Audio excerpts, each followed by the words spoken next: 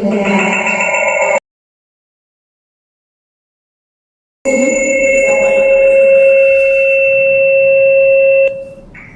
would say that sustainability is better approached as a mindset. And this would depend, like if you asked all of us, we would have very different answers to give. I come from retail, Sir comes from again retail, but we still have very different business goals. I work with handloom, Sir has a much more organized approach. I think sustainability is a concept that manifests differently and can make the overall business more desirable, more beautiful, depending on what it is that you are actually tackling. I would say people look at efficiency as one vertical. People look at, are you an efficient worker? Do you understand what goes into the making of the business components? Just for an example, I make sarees. So if you want to become, if you are looking at becoming a designer or a product creator in that space, I think one is having a very good idea of how the handloom industry is preparing for longevity. That is, if the handloom industry needs to survive for the next 50, 100 years. Looking at the space with those eyes can give you insight as and it will, you suddenly become somebody with a goal that is a little bit more visible. There can be many shades to it. You can be a great illustrator, you can be very good with your knowledge of material, you can be excellent at trend spotting. But ultimately, if sustainability is something that's close to your heart, you have to kind of break boundaries and say, I'm looking at the 30-something, year-old woman who's currently shopping for a Kanchivaram, that's a wedding or whatever. But what about her grandchildren? How do they look at handloom? What about her children? How do they look at handloom? So I feel sustainability as such should lie in the mindset. And then once you are, like say you're creating a portfolio, I think leading good thoughts in terms of what your potential for a creative thinker can be will give you that kind of landing platform. Demonstrating good work is one part of it, but also there are many facets to it, right? You having an innate knowledge of the industry that you're getting into, who your potential customers are, and being able to visualize that kind of a world, even if it's in a small two-liner or a CPA takeaway that you're telling, the person who's reading your portfolio can go a really long way. But identifying that, doing a little bit of homework there, will go a long way, I think. Thank you, ma'am. The next question is directed to Ms. Kavita Kalyana. From an industry perspective, what AI-related skills should design students start learning today to stay relevant in a world of automation? First and foremost, automation and design is still a question. The industry still hasn't landed with this answer, is to try to figure out how it's going to manifest. Having said that, there's a lot of AI on the technology side, not so much on the design side. That's happening on one side. When it comes to design, we're still trying to figure out whether the final deliverable that I'm going to give, am I going to draw it out? Am I going to give it to the form of the design with pixels and paper, or am I going to write it out? Which way is it going to go? So there is the biggest piece that we are trying to currently shake a hand with is design has to translate to technology. There's a handover that happens from hardware to learning. If that part can be automated, then those guys are very happy. So what we are trying to do is, all the creative thinking takes place on our side. So design itself gets broken into two parts. And right now the AI is not in the thinking side of it, it's in the execution side of it. There are two very distinct aspects. So you are still required to do the thinking. AI can't think for you because it's working out on the templates and the rest. So most of the industry is already pretty defined. Whether you're looking at retail or banking or travel or whichever industry you're looking at, most of the design is almost templatized. It just differs from geography to geography, it differs from nuances, and of course, if you bring in personalization, inclusivity, so on and so forth, that can make all the difference. But essentially, the shift is from when you're thinking to when you're executing. AI is going to help you in the execution part. So,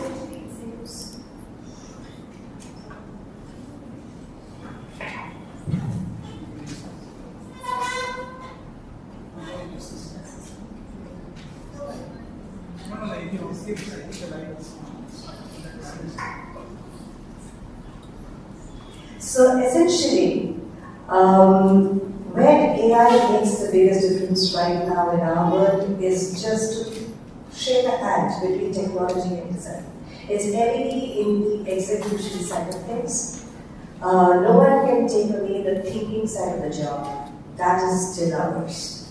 Because you need an extensively long prompt to be written. To get a very clear thought out there, if you want to get it right the first time and save all your tokens. So it's that little sweet spot you're trying to get where you're saving tokens, because visual design takes all the tokens. So you're trying to save your tokens on one side, you're trying to write a very elaborate prompt on the other side, and it will be supremely clear. So first I need to finish thinking, I need to finish drawing, I need to know what I want right up to the last data point on my screen. And once I'm clear about this is what I'm going to do, that's when I write a prompt and send it to the system to get something out on the other side. So AI is filling a very execution space in our world. The thinking work is still ours. So as far as we are concerned, we are not possibly going to remain pixel pushers anymore. That job is over. So it's not about pixel pushing anymore in Figma, because Figma has its own mind and can figure it out. But what we need to do now is, we need to focus on two things. One is, what is the story I'm talking about? That story is very important in the digital space. Because this person who's coming is not coming straight to a mobile device. He's coming to a mobile device and he's jumping to a website, and then he's going to a kiosk, and then he's going to something else, and then he's coming back. So my entire canvas is not one digital interface. It's actually agnostic of any digital interface. So I need to look all of them. So we're trying to find this middle path, which kind of answers all of these various interfaces on one side. Plus, I need to be really clear that this person will finish what they've come for. And remember one thing, wow factor has a shelf life. It's not going to stay wow forever. So the next wow has to come to replace the previous wow. So even that has to keep changing. So this is churn. So is there a straight answer to your question? No, there isn't. Are we trying to figure out where the industry is going to land in it? Yes, but what we have learned for sure is you've got to write very, very elaborate prompts to get very clear thoughts, to get that design right, probably the first two shots. So we're still trying to figure out whether it's cost effective to have two designers on the job or cost effective to have the actual designer. Because that's equally expensive right now. And there's this whole IP problem happening in the middle of it all as to who owns the intellectual property of what you create. So it's not an easy place. So, and each one is a walled fortress. So when we work for a customer, everything in their space is theirs. So we are still trying to figure our way out, but it's there to stay. We have to figure out how to work with it, but you need to be a thinker and a storyteller more. The visual side of it is great, but AI will do your job from here on. So you need to just tell it how to do it right, because you have that plus point which AI cannot do. Does that answer the question? Yes.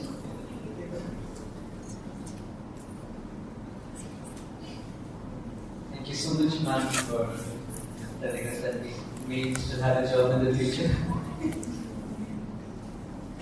So the last focus question goes to Ms. Anushka Anand, ma'am. When students enter the industry as freshers, what is the biggest mindset shift they need to make compared to how they approach design in college? Hello everyone. So I really want to thank the sir for giving me this opportunity, and not long back ago I was that side of the chair, and I know how you guys are feeling curious, excited, not sure, uncertain, maybe unclear. Yeah, I don't know what's next. So believe me, we'll figure out. No one has yet. Everyone is still figuring. So, and answering to the question what you asked is the major challenge or the mindset shift is when we're in college, we think from a creative lens. We think from our personal interest lens. This excites me. This is the entire journey of a project is from a creative lens or from a more very individual lens. But when you come to industry, you have to look at a lot of other constraints. What will you have? For example, whether it's budget, or whether it will move or not, whether it is customer friendly or not, whether it is scalable or not, or whether if a good design cannot always look good. A good design, if it doesn't sell, it is a failed design. But when you talk about retail, we often assume because it's my design, it's very creative, it looks aesthetic, it's I have put my whole heart and soul to it. But it's only for me as an individual, as a designer. But when it is not only the shelves, it's not a good design, it has failed its purpose of being sold. Well, I really want to quote one of our faculty's line, which he told me when I was in first year. Art is for us, design is for others. So when we are in college or at the end, we have to culturally or we have to start shifting our mindset from how this design is now not mine, but for a bigger audience or for a bigger, world to see how they take it, and you have to start thinking what are the budget constraints, what are the customer reviews, or how they are going to see it, not how as an individual I am going to see it. So once we start dealing with that, I think it makes things easier. I would like to give you an example. When I joined Weekly as a creative window designer for them, so they had collaborated that time with Marvels, Disney Marvels. So I was very excited that I get to work with Marvel Disney team plus Peter team. We have to come up with a window. I came with all the technology which I knew because I was stressed out of college. All creative will do this lighting. Then when I projected my idea to the team and to the RD and everyone, they said very good concept. I came up with 3-4 concept, but then they said, what about the scalability? Can we do this pan-India in all our stores? Do we have the resources? Do we have the budget for that? Have you thought what materials you would require to do this on ground or execution? Then that was the hit that I got. I have to come to a older version, or maybe to a version which is more scalable, which is more budget friendly, which is more adaptable. I cannot go in every pan-India 100-500 doors to execute that idea or to give them that same brief that I have vision. So I have to bring it to a level so that it's zero budget proof. So whenever the design trickle down to the store or to the execution team, it's seamless. So I believe the transition is from thinking from our lens to putting out there and to think about all the real world challenges. When that mindset shift is there, then I think you are ready. It will not happen eventually. It will happen once you go to an industry for internship for any small, 2 months of 2 months, 4 months, any kind of exposure would give you that little creativity is important, but when execution is more important than that. Thank you so much, ma'am, for explaining us design and scalability with such a wonderful experience of yours. Moving on to the open questions for this seminar. The first open question would be, if you were mentoring a student who wants to get hired in the next 6 months, what should they focus on? Portfolio, skills, tools, or something else? Tools, hard skills or soft skills, any other skills that exist?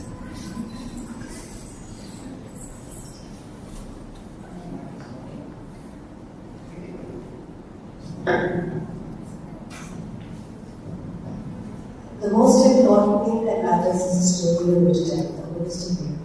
Skills is just a means to the end, it's not a good thing. I mean, you have to develop skills, there are enough tools, it's noise out there. But seriously, what matters more is the story that you're trying to tell, because that's the most important. That's what will get you to the other side. So if you're trying to make a digital portfolio, the story matters. You need to know that you thought this out, start to finish, end to end, took care of everything. I want to know that you know the whole story. The process you followed is fine, but I want to know what you brought to the table, what is your industry. Okay, what were you trying to do? So that matters more, that individuality, the brand that you build for yourself. Very important. So it is, skill is good, you need to get there. You need some means to get there. Tools are great, you'll always have a voice out there, each tool can beat the other. But that's not where the fun is. The real fun is in you trying to tell the story the right way and keeping in mind what's running in the industry today. We need to say, if I'm trying to tell a story in banking, I need to know what is happening in the banking world. Domain is important. Somehow designers drop the domain piece along the way. I don't know why that happens, but if you don't have domain on your side, if you don't have data on your side, your story is somewhere up and down, so you're going to have words.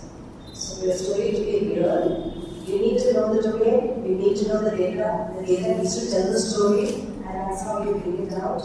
Creativity is great, the visual impact is good, but all this has to come together. That's how the visual becomes good. The reason why we designers get tied into that visual so much is because that's the first tangible picture everybody sees and compares to what they have in their mind versus what I was thinking.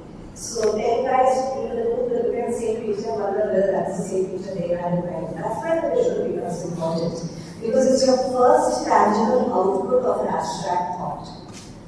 That's why we guys get stuck with design and basically it's a whole lot more, not with the logic behind it. We need to be logical. The logic works. In my, I don't know how many years of career, but I spoke very less design and I spoke a whole lot more logic. That's why my clients listen to me. My clients don't listen because my partner is doing the correlate basis for reasons. They don't care.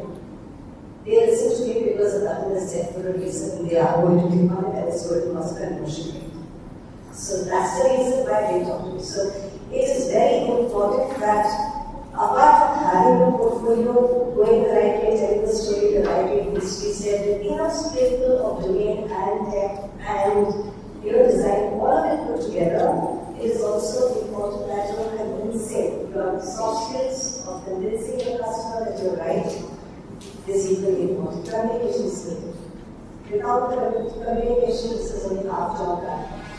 Communication is really, really important. You might not get it easy area of believing, most of my career, communication. This time was there, but the communication was there.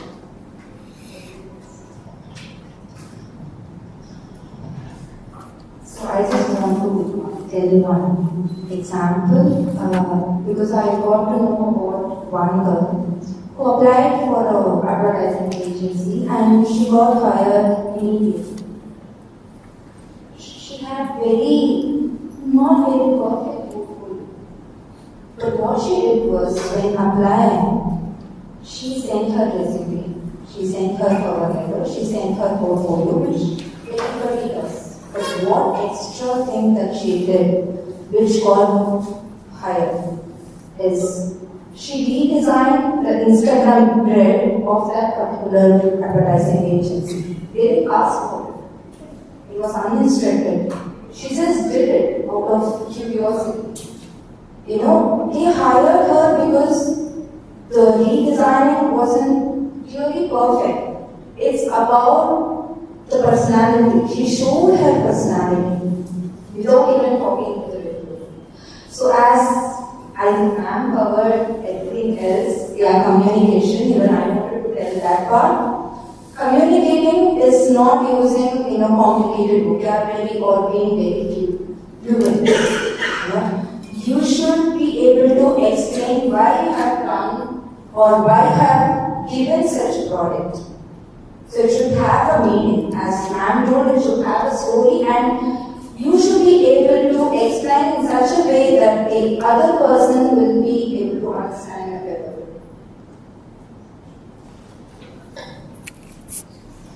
Just want to add one small point. I agree completely with both of them.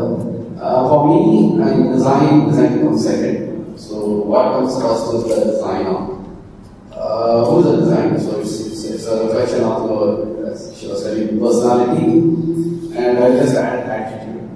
So for example, if there are hundreds of portfolios comes, what makes your portfolio to stand out so that they will at least look into it and then appreciate it and then evaluate it and then let's see this is an opportunity to it. So same class might be your whole class, everyone would have planned. But the measure in whether it's a story or the expression of the personality, whatever it is, but while it's being looked at, or you are explaining it, ensure you are bringing your attitude and personality visible, whether in your words or in your sketches or in your portfolio or whatever it is. Because, for example, in our case, we can't look into let's expect an iconic design from a student right away and then who is creating iconic to that level of quality and we give an opportunity. No, it's definitely not. It is that the person shows some sort of personality who shows that potential to become a great designer. That's what we look into. Once a person is a great designer, of course, great designs will come out. There's no doubt in it. So ensure the reflection of your personality and attitude matters. Definitely skill is a must. But end of the day, attitude cannot be taught. Whereas if you are right attitude, skill can be taught in whatever field you go. Thank you. I think for me, the portfolio is very statement things. It's not too high-fi, but you should reflect the journey of your design. Starting from the concept to the finish. Most of the cases what happened, the concept start, research development of the skills done, then you have done the foundation of concept and few designs. That's it. After that's nothing. So I want actually it is doable or not. Or have you already done or not? A lot of imagination is there. But ultimately, when you get into the real work, that I need as an industry execution, I need that thing should be there. Okay, if it's not 100%, it's fine. But at least 60% should be there in the clear concept and all this. I think I have seen a lot of portfolio noise. I think full portfolio is really nice. And I think the last year also I got one student from the NIFT Chennai. I think it's a fantastic. think so many years you are taking from the international. One portfolio is giving the, I think the really good and nice for eyesight, and say that you need this kind of format.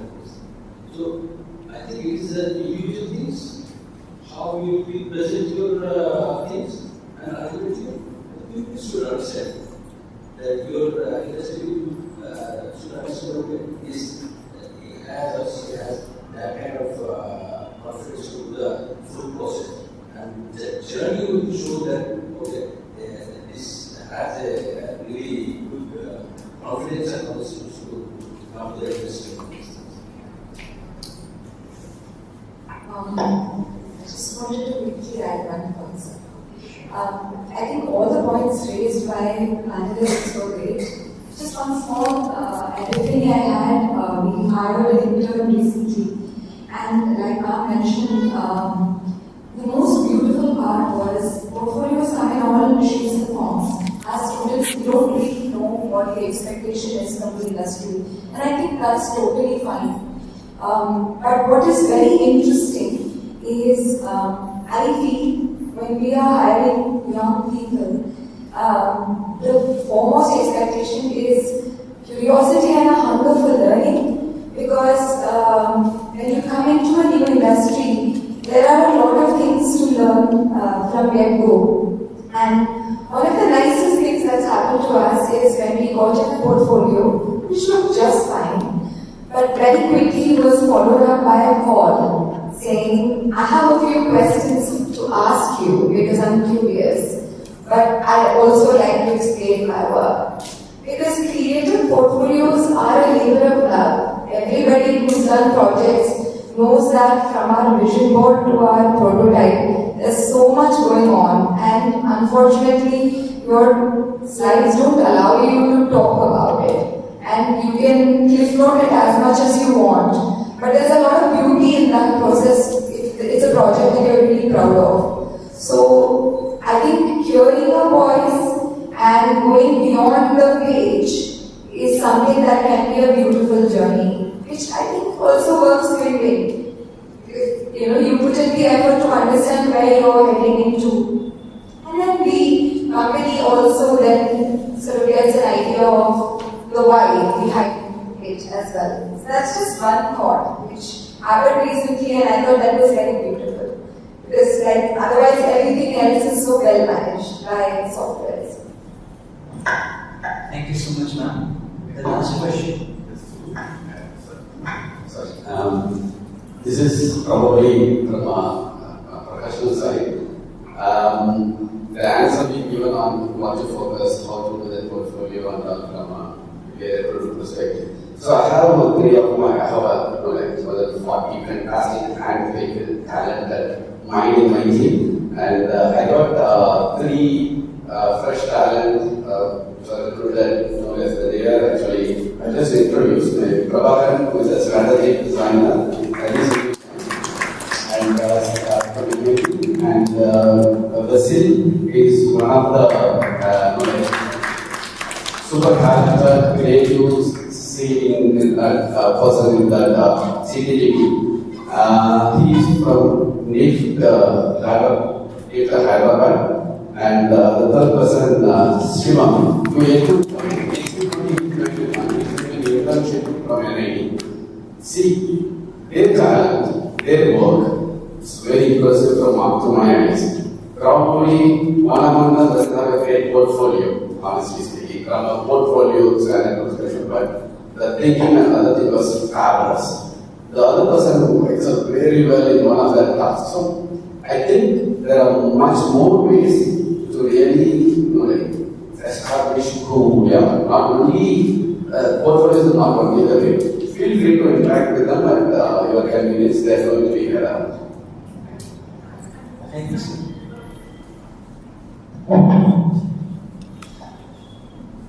I will not tell what things your portfolio should have for get included. I think they are the better ones to tell you. But I will tell you what skills you should develop currently as you are student. I think you should focus on observing things more around you. How you to the designs that you're creating through AI or generating through AI or through any medium software which you use. So please work on your observing skills, on reading new things, whatever excites you. And immediately don't see AI as a threat. See it as a collaborative partner so that you give the idea and then your partner, your creative buddy is creating that idea. But you are the one behind the final work that AI is doing. So you should be capable enough and you should have your own perspective, you should have your own idea and clarity that what you are trying to build. So that at the end you can take like how ma'am said very thoughtfully, you can take full execution is done by AI. For example, when the thought and the idea and the thinking is done by you. So I think you should develop your skills in observing, communication, presentation, read more as much as you can, so that you get all the things, you are aware of all the things that gives a human touch to your design which AI can't. So yeah, I just want to wrap up that. Thank you, ma'am. Now we'll be moving on to the audience for if they have any questions. So you can raise your hand and the host can give you the mic.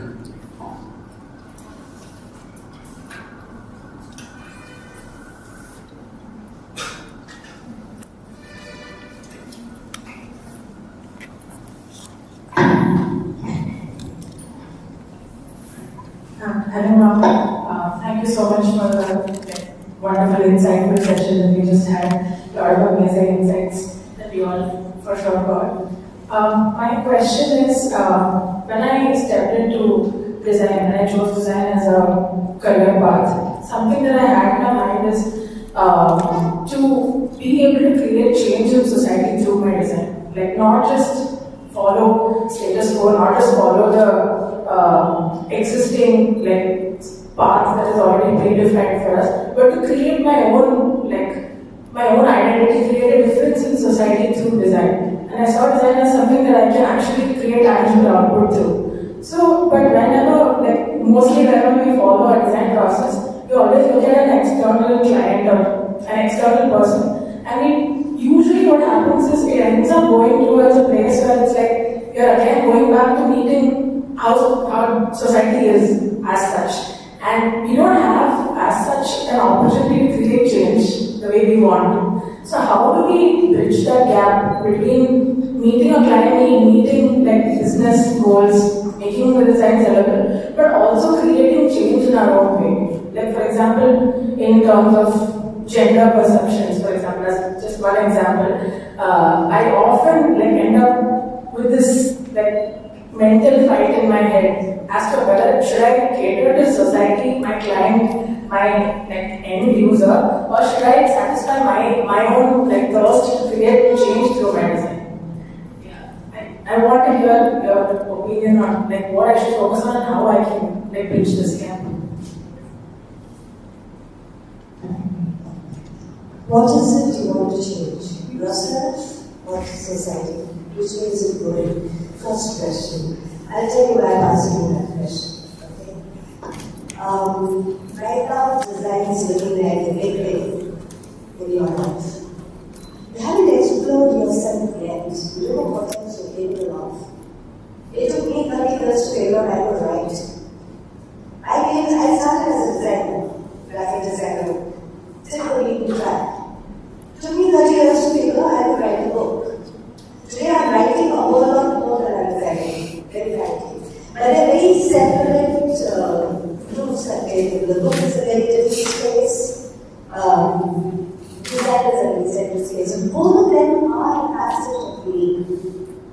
Right? So change, I'm not trying to go full across, trying to change something out there. First I have to discover what I can do and the joy that it gives me. See, if you're happy with yourself first, the change will automatically come. People will recognize it. It's not you, they find you. They find you, don't worry about it. Your crowd will find you. What you need to figure out is what you want to do with yourself, your talent. You started now, at this point, design is your main thing, this is your foundation, so your entire life is all about this. There are 20 more talents you have, you will it up there. That's what the difference is. So the more you discover who you are, your crowd will find you, don't worry about that. Those who want to find you will find you. In this digital world, you will find people will find you. That's not an issue. So don't go looking for change. Don't go looking for it. Explore yourself better. You don't know what else you're capable of because somewhere along the way, as you mature as an individual, as you evolve, your career is going to have you evolve. The circumstances are going to have you evolve. Personal and professional, everything, all of them put together. You know you evolve as a person. So somewhere at some point, you're going to bloom. Allow it. And you don't know what that is going to become. So that's your journey. There is no one to know. When you're trying to do what you don't worry about that. Don't go looking for it. So just make sure that happens. There's more than one thing, for sure. Thank you, ma'am. I just have one small point to add. And she's right. I think there's a lot of anxiety when you step out of college into a professional world, and often that anxiety gets busted very quickly. But there's also, why should there be that gap in the first place? The gap is in our minds often that we are different from our custom, like from our audience, the customers, people who you are. Why are we different? I think one of the most beautiful aspects of being a creative professional is that you get to do things that other people are not allowed to, which is to daydream, to imagine and create worlds for yourself, where it may not be like that now, but there's a lot of learning one can get by being like that. If you have an ability to go beyond who you manifest as yourself, and for a second think, they're not very different from me, they're the same aspirations, they're the same kind of journey path. I think even Sir can empathize with that fact. To be able to drive a luxury bike through, a holiday retreat, it's like a larger than life scenario, and I think that beauty and thirst to create comes from the dreaming there. Because it doesn't exist as you see it now. But if you push yourself, you can create a world that looks great there and here. And that's where the game is. That's what we are all doing, essentially, is to find out what that is. But that's a happy thing to do. There's no anxiety there. So, Yeah, don't do it in varieties. Don't do it. That search is yours. I think I just give you the small thing. First of all, you have to think to taking it so you do the master class. So I think you are going to get around the 5% of the population or 95% of the population. So that itself you can be a lot of differences. That's a lot of thought process are there in that 5%. It's extremely difficult to get 5%. So I think you can, instead of changing the society and all this thing, I think you just segregate the thought process and then you are going to take it. I wanted to add, I could not stop myself to add here, because I know them personally. I think the change happens on both sides. One side is where you are looking at user, second you are looking at who will make it. So I must add, some of them I know personally, so I must tell you, where COVID happened, this person insisted that the company pays salary for 1 year, just keeping them at home. That's a change, because you have to change the 95%. This person silently helps artisans' children, and he helped children in the slum where I worked, giving laptops. So I think change cannot be only looked at the user side. It should be also those who she works with artisans, weavers, so I think the change can also happen. Who is producing that product? You always did not look at, can I change my user? I don't think you may be able to change their mindset, but you can always, in the other side of the society, if you're really looking at societal change and part of it.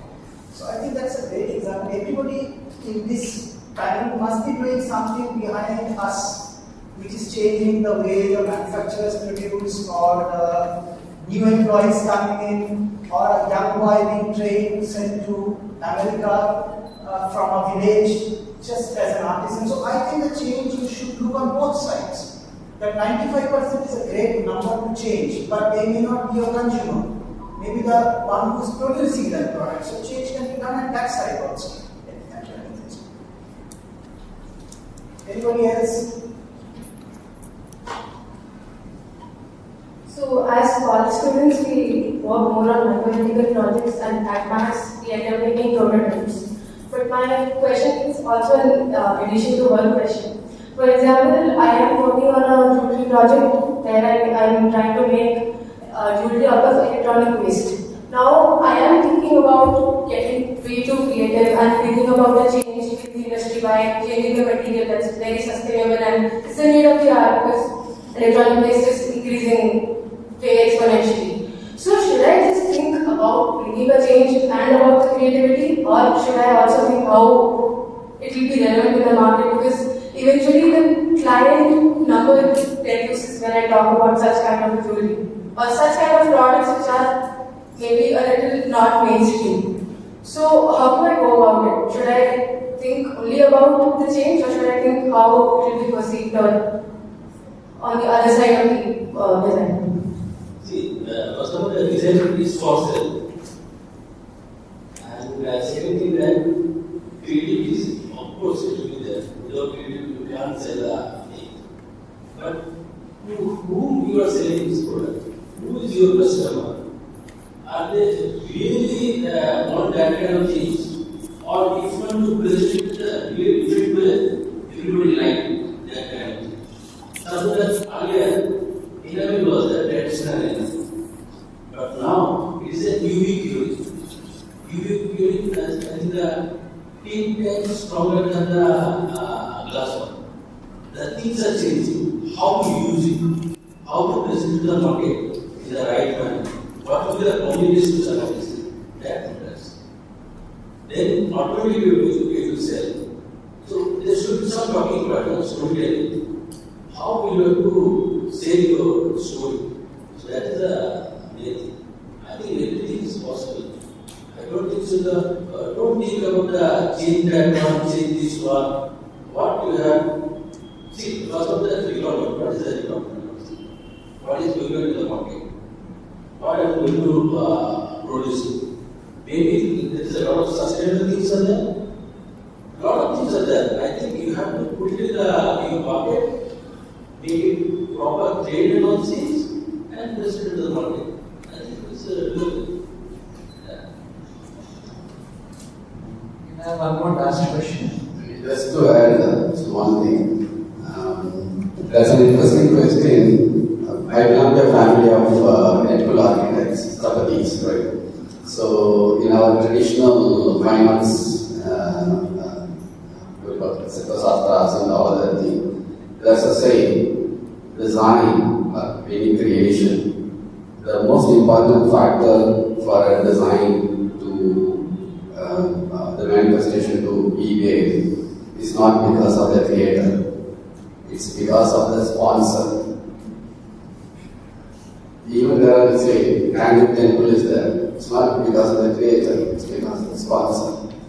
Me, my profession, I can propose any ideas. There's a sponsor who designs, fantastic idea, that will be your business, let's go ahead with it. So don't ignore sponsor. In South, we call it in any architecture and finance creation called strata. So don't ignore that. So it means you can, if opportunity doesn't come to you, you are having equal opportunity to create that opportunity as long as you identify the right sponsor. the sponsor may be anything in a company. It's not that the company owner or somebody, but somebody has to watch for it. Fantastic. Good. Let's move on. So it's your ability to convince this demand. I had a question about the environmental impact of AI. So we also had a conference recently, and we were talking about CI versus AI. So a lot of industry experts talked about it, but no one mentioned the environmental impact. And personally, I do not like using it, and I do not use it. But like Costa sir is taking trend forecasting for us. So he was telling me that if you don't use it, you'll fall back because everyone's going to use it.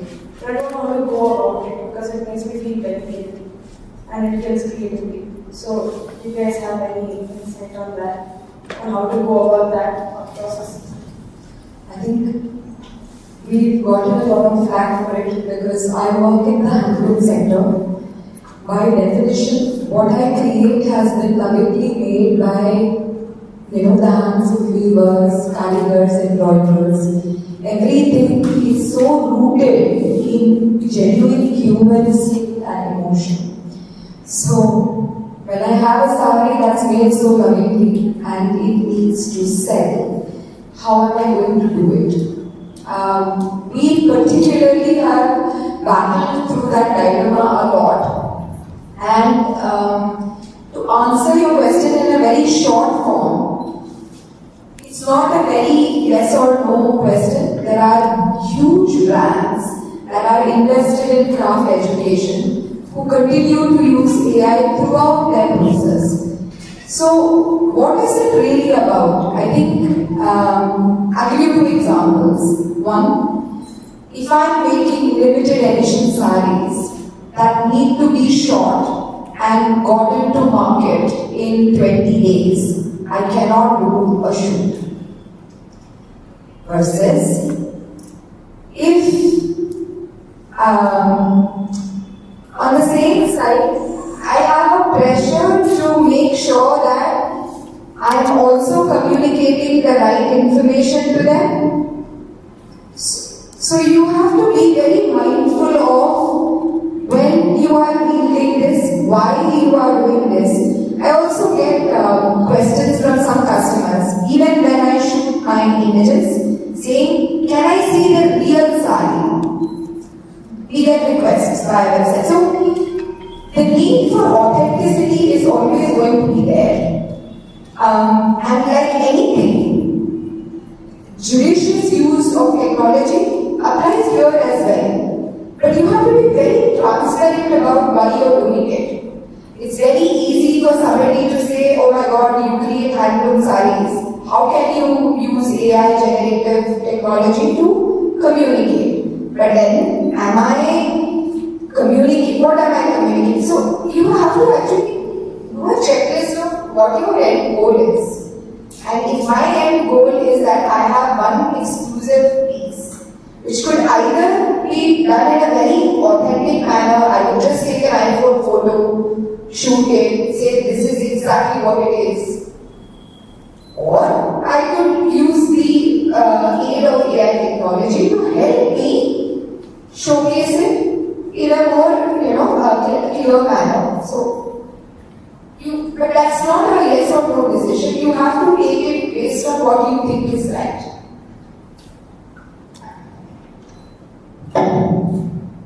I don't have a right answer for this, but I feel what Pastor Sir is saying is right. If you don't adapt, you will fall back because we have seen a lot of examples, not we as a designer.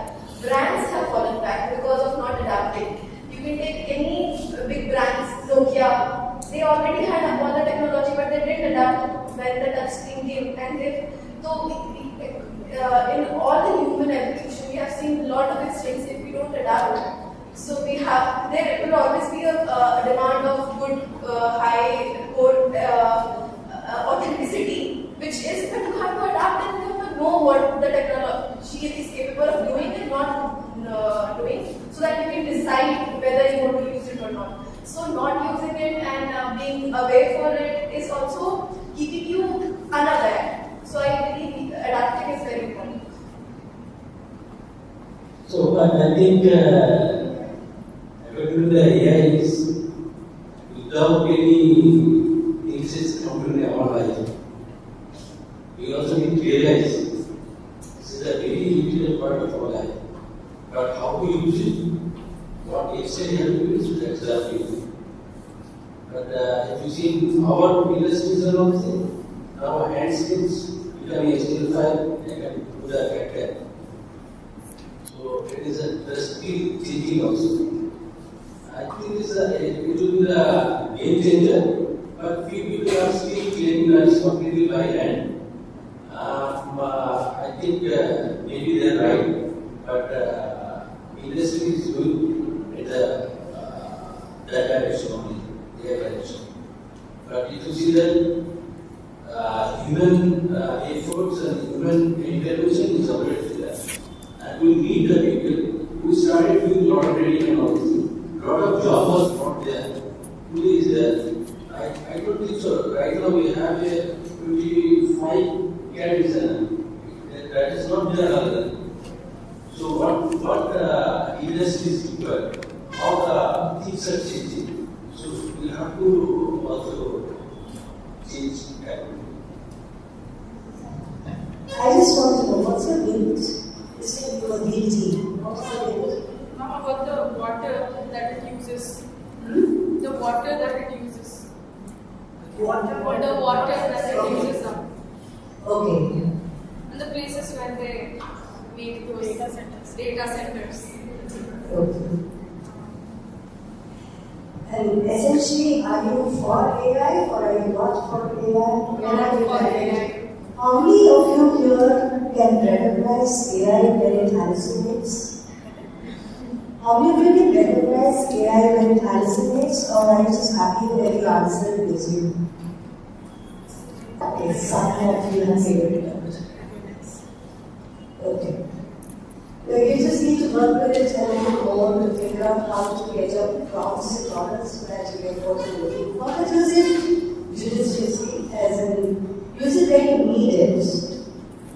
Use it when you need it, not as something that, and it is a magic word initially, the initial wow factor is like, oh my god, you did it. But then once you get past that, you see a lot of errors that'll be there on the streets. So you'll go with it. It's there to stay. You can't take it away. The genie is out the bottom. You just have to know what to do with that. So that's really it. So be wise with it.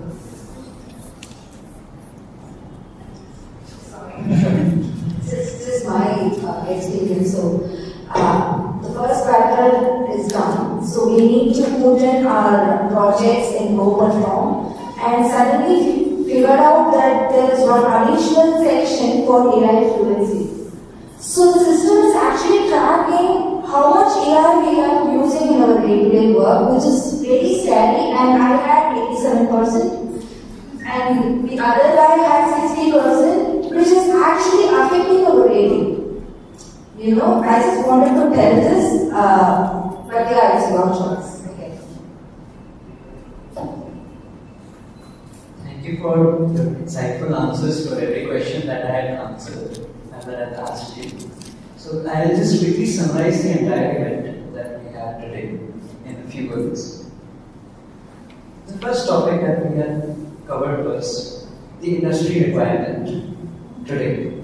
So we get a brief, we design, and then we manufacture. But as designers, as students who are going into the market, we are not very proficient in the technicalities, the costing, the attention to detail, and the market understanding. This is where we as students are lacking, and we must focus on that sector. Coming to the question that was answered, in AI replacing us as designers, so we got an answer from the panelists that AI is more in the technology side right now and not much in the design perspective. As in, AI can help you execute your design, but it is you as a designer who is going to give the prompt to the AI to design it. I'll correct you there. The engineering world doesn't need this. And this country is dominated by engineering.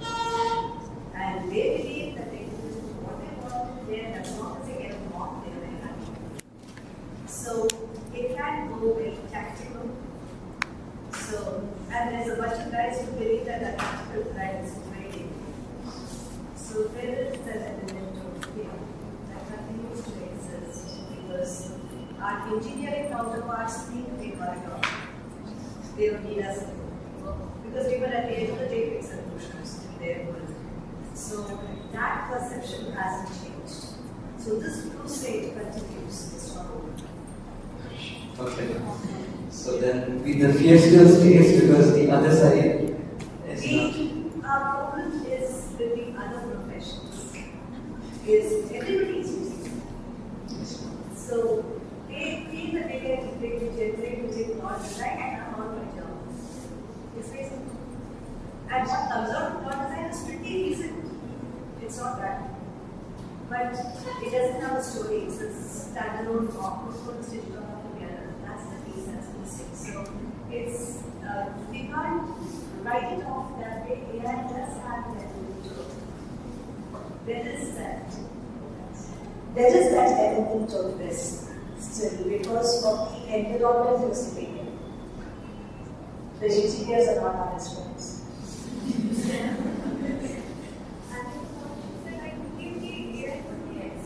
Everyone to such an extent that every non-designer is a designer now. So how does you are creating difference to the same AI?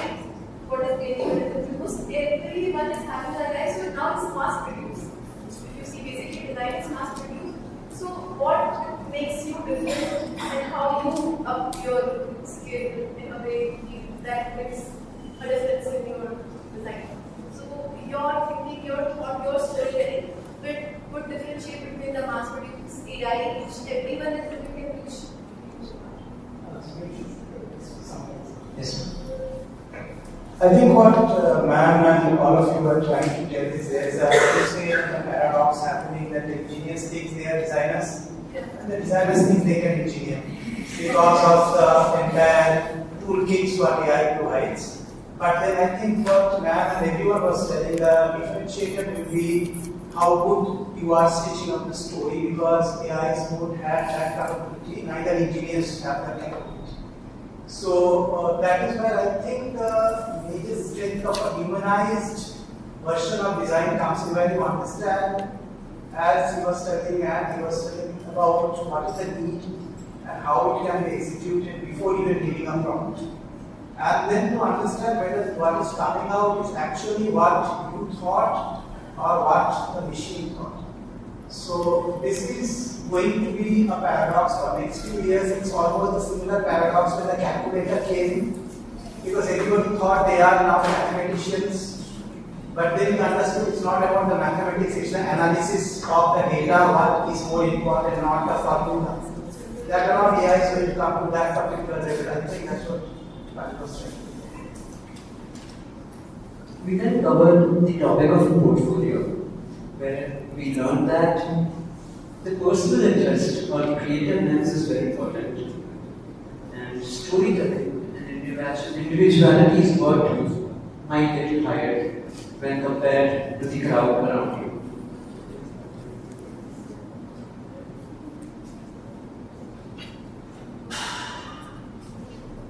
And then we had some questions from the audience where someone had asked, how do we change the society? And we got a response that we should first discover ourselves and don't go looking out for change. And you can change it from the other perspective also, not the consumer side. You can also go towards the manufacturing side, like your artisans or the creators basically. Thank you for the insightful session, dear panelists, and thank you for being such a lovely audience today. We'll be finishing the seminar with a couple of end credits.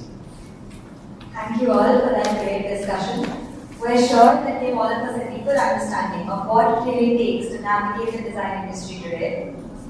As a small token of our appreciation, the NJDC team has created a personalized keepsake for each of our panelists.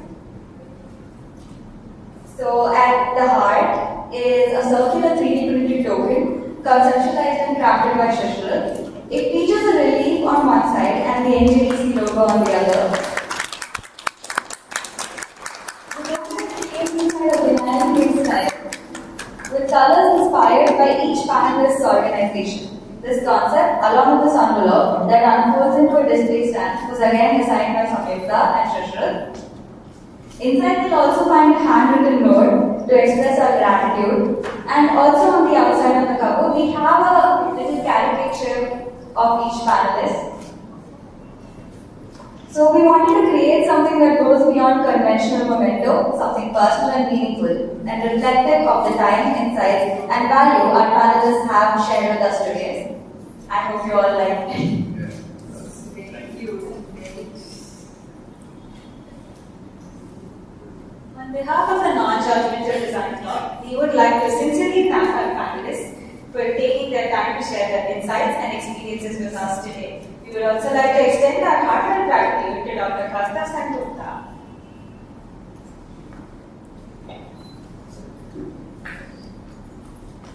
Since we have our CS here, and he agreed to give a last comment on the entire discussion, I think I should give the mic to him to just two words of his understanding. First of all, I would like to thank for all the panelists for giving time, understanding, and giving your insights, and encouraging our students to do such activities. And on my understanding, I understood that from the beginning of the human being, anything is created for another human. So either the AI or any product, it is for someone to create for someone. So that means anything created is for the benefit of someone. So nothing will collapse in it. Okay. So it will enhance the performance. Maybe it will replace the people from one position to another position. That's what's happening.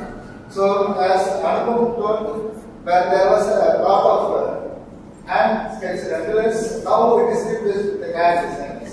But still the process is going on.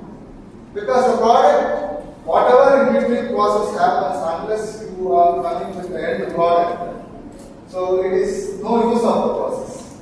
So what process you are following, that is more important. And the second thing, everybody told to create your own identity so that industry will recognize you. Okay.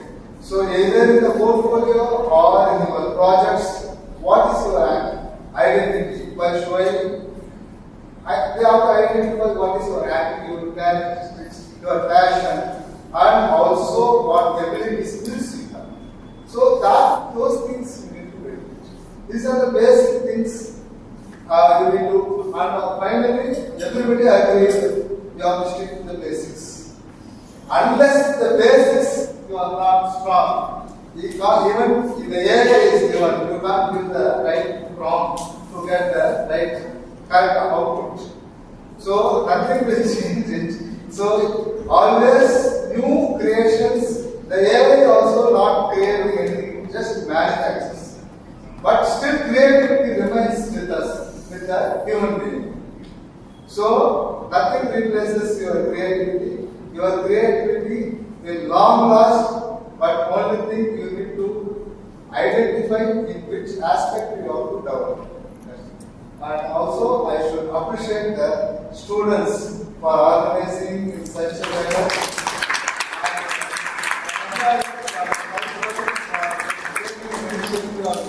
Bringing all the values and motivating the students to do such a nice event. Thank you. Thank you, sir, for such kind words. Thank you, sir. We're grateful to the NIFT Chennai campus for providing us with a platform and support to make this seminar possible. We hope this seminar has been valuable to you, and we look forward to organizing many more DSESHs in the future. Before we conclude, we request everyone to kindly take a moment to fill out this feedback form, which will be displayed on the digital screen. Your inputs will really help us improve and organize better sessions in the future. And of course, thank you to our wonderful audience for your participation and enthusiasm. We hope this session has given you clarity, direction, and inspiration as you move forward in your design journey. Thank you all for Thank you. Just to add on, if anyone has any queries regarding further sessions or anything about the panelists, you can reach out to our mail DSESH2026@gmail.com. Thank you.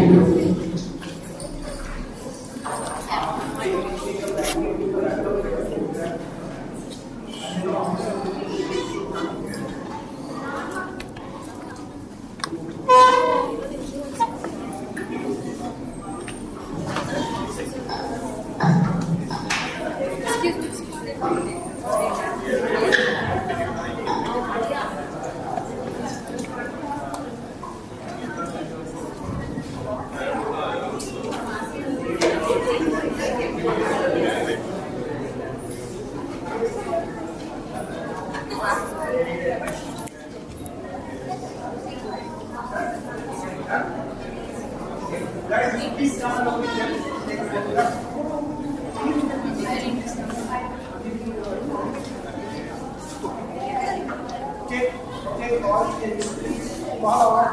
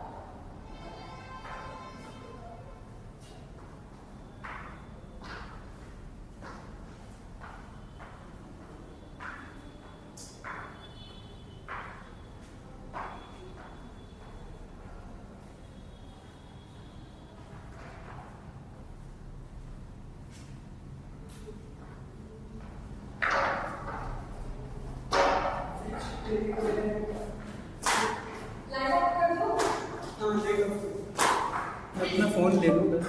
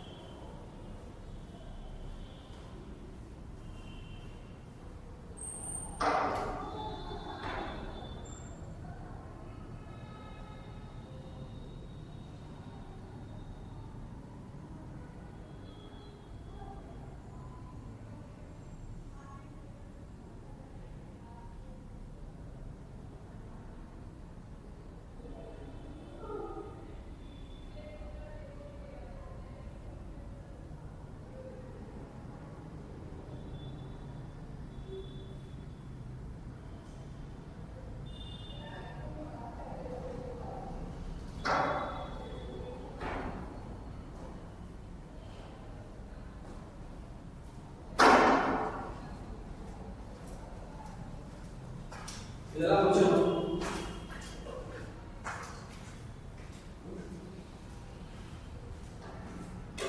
இதெல்லாம் உட்காந்து இந்த speaker எல்லாம் ஒரு வாயில் எடுத்து இதெல்லாம் சம்பந்தமாக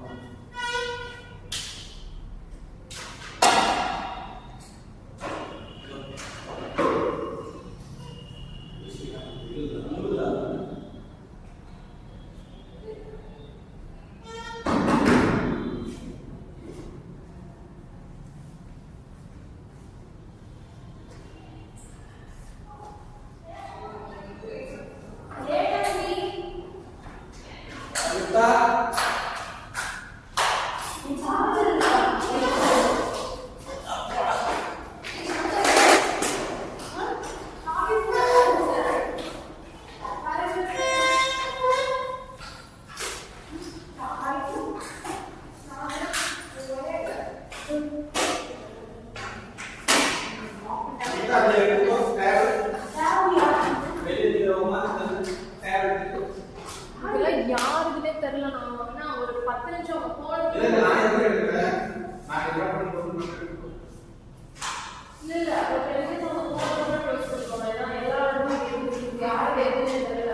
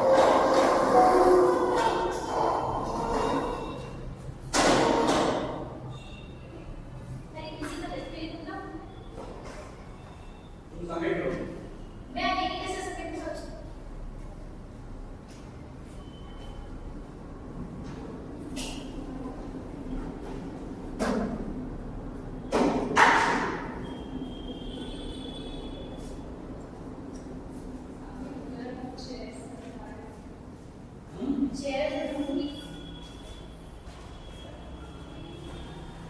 मैं किसी और को अंदर के जो समीक्षा बैठ गई क्या वो सब आपने सुन रहे हो उनका सोच रहे हैं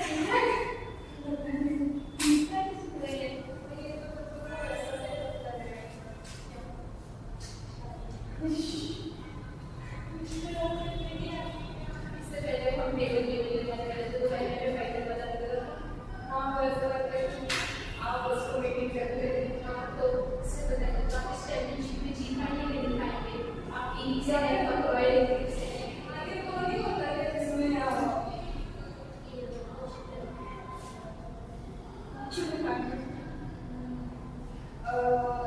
ये होता है जिसमें आप वैसे हाँ वो इस पे हमला करना है तो हम उसके बारे में डिस्कशन करते हैं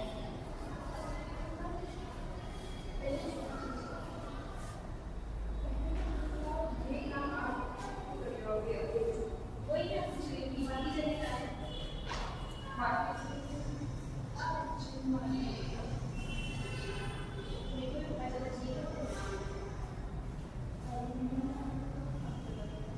क्योंकि मैं बैठी थी हमारे पास और बच्चे थे ये पूछिए कि नहीं होती है और इसका चीज़ तो बेटा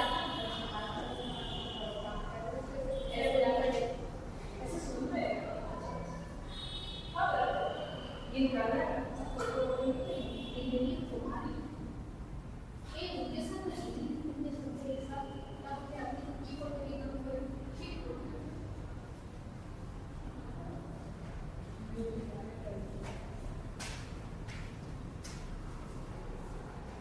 क्या हुआ?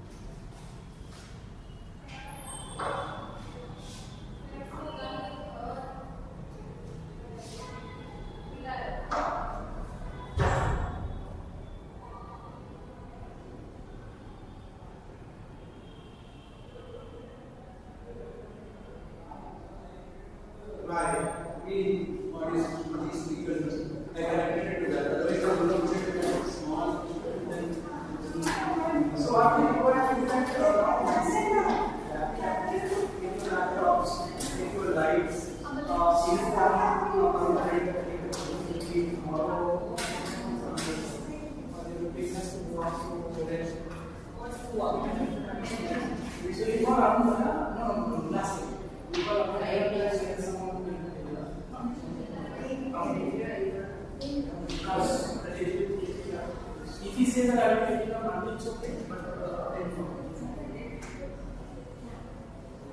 now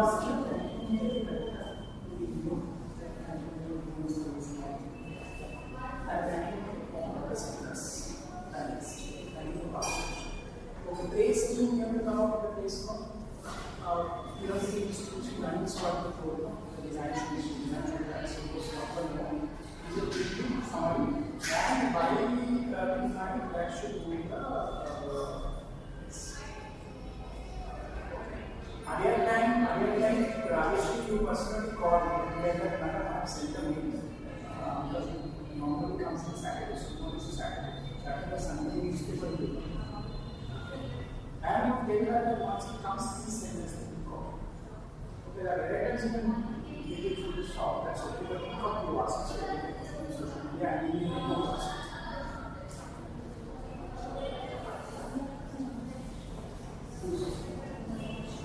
Sure.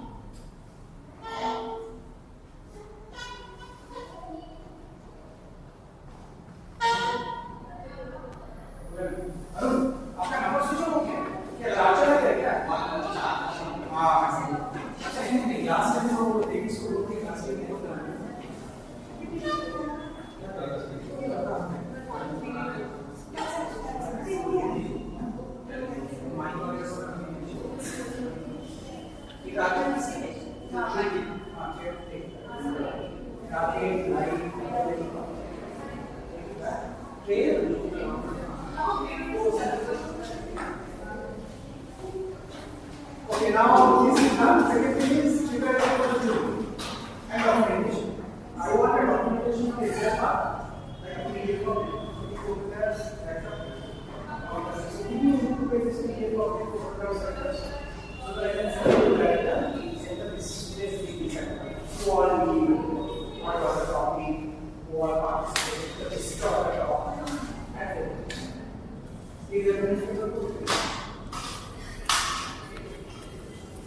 and these are the and all sectors like this transport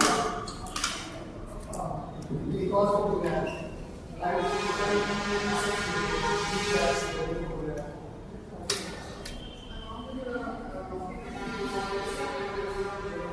Julie will be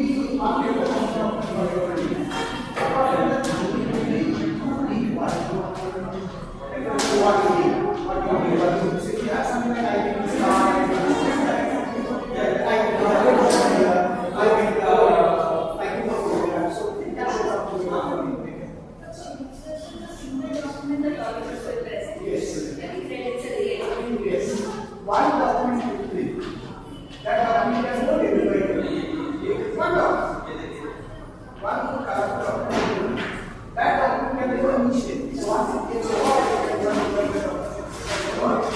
I need this one. Okay. Okay,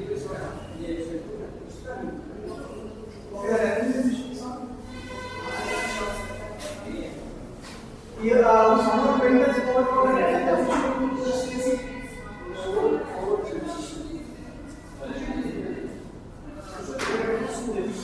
That's what says program attendance issue was there for this subject. Sorry,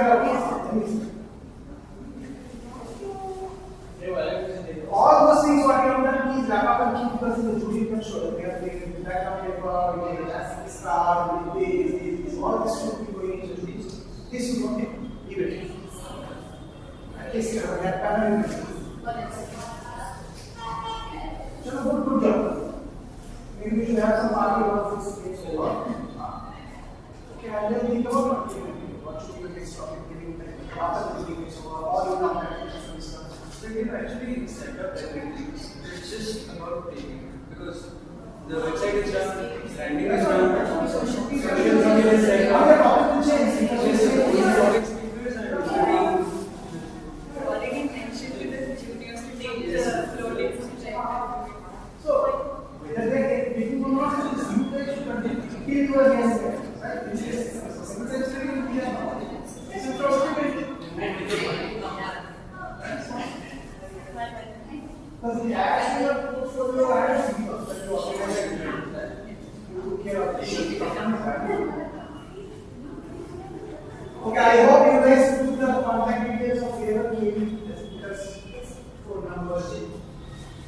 I will drop the number of the other numbers which I shared with you. So I will drop the number of the person provided for the XC alumni who said that she will be help us to take some action.